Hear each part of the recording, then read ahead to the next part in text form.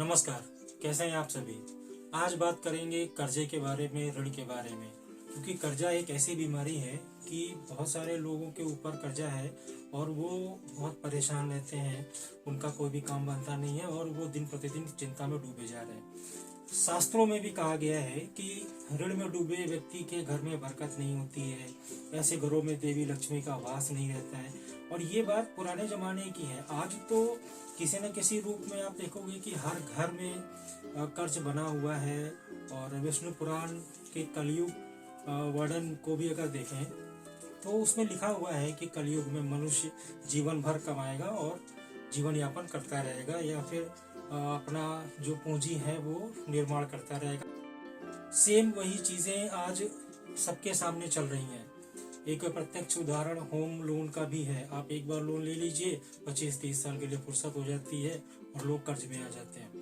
Home loan भी व्यक्ति तभी लेता है जब उसके पास पैसों की समस्या होती है या फिर वो कर्ज में डूबा होता है। तो ये कुछ ऐसे कर्ज की ऐसी चीजें हैं कि इनसे हर व्यक्ति परेशान है और वो चाहता है कि किसी प्रकार से अपना वो कर्ज खत्म कर पाए, लेकिन इनकम के सोर्सेज नहीं होते हैं, इनकम के सोर्सेज कम होते हैं, आमदनी कम होती है और व्यक्ति अपना कर्जा उतार नहीं पाता है।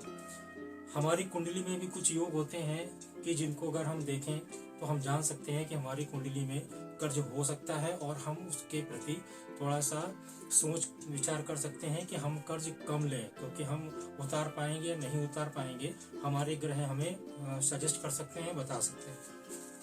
ज्योतिष शास्त्र में बताया गया है कि कुछ अच्छे योग होते हैं जिनमें व्यक्ति का कर्जा उतर जाता है, कुछ खराब योग भी होते हैं जिनमें व्यक्ति का कर्जा कभी भी नहीं उतर पाता है और जीवन भर ऋण उसके ऊपर बना रहता है।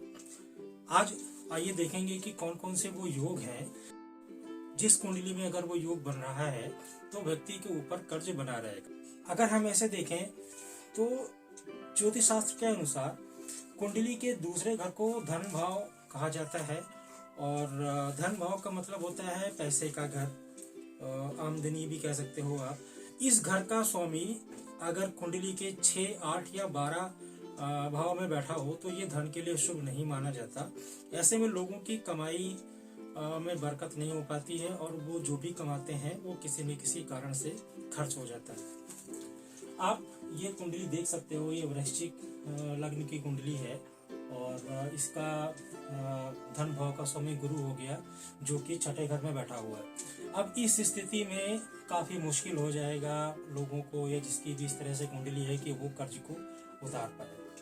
तो ये एक चीज है। और अगर आपकी कुंडली में कुछ इस तरह से है तो थोड़ा सा कर्ज के बारे में आपको सोच विचार करते रहना चाहिए और उस तरह से ही आपको कर्ज लेना चाहिए। कुछ ऐसे भी योग होते हैं कि जिन कुंडली में रहते हैं तो आर्थिक परेशानियां हमेशा बनी रहती हैं। अगर लाभ स्थान का स्वामी किसी भी कुंडली में, जैसे ये कुंडली आपके सामने, अब ये लाभ स्थान यानी कि 11वां भाव हो गया। अब 11वें भाव का स्वामी अगर छठे, 8वें या 12वें घर में बैठ जाता है तो भी जीवन में आर्थिक संकट उत्पन्न होने लगता है। और जब आर्थिक संकट उत्पन्न होगा तो ये स्थिति कर्ज पर जाकर ही रुकती है। तो ये भी एक चीज है। तीसरा कि जन्म कुंडली के 10वें घर में, जन्म कुंडली का मतलब लग्न कुंडली, आप देखिए ये लग्न कुंडली है, इसके 10वें घर का स्वामी अगर छठे घर में, 8वें घर में या 12वें घर में बैठा हो तो भी लोगों के जो सगे संबंधी होते हैं वो भी हेल्प नहीं करते और इन स्थितियों में व्यक्ति पर मान सम्मान की भी दिक्कत होती है और कर्जा भी उसके ऊपर बनता रहता है। एक चीज और यहाँ पर आप देख लें कि अगर कुंडली में, लग्न कुंडली में दूसरे और 11वें घर का स्वामी कुंडली में 6, 8 या 12 भाव में साथ बैठे हो, चाहे 6 में हो, 8 में हो या 12वें भाव में हो, अगर साथ बैठे हैं तो भी कर्ज से संबंधित समस्या होने लगती है और जीवन में परेशानी आने लगती है। तो ये कुछ कर्ज से संबंधित चीजें थी कि अगर आपकी कुंडली में है तो आपको कोई भी कर्ज लेने से पहले थोड़ा सा सोच विचार जरूर करना चाहिए और उसी के हिसाब से आपको अपना कर्ज लेना चाहिए। आज के लिए इतना ही और फिर मिलते हैं किसी नए वीडियो में एक और जानकारी के साथ में। अपना ख्याल रखें, अपने परिवार का ख्याल रखें।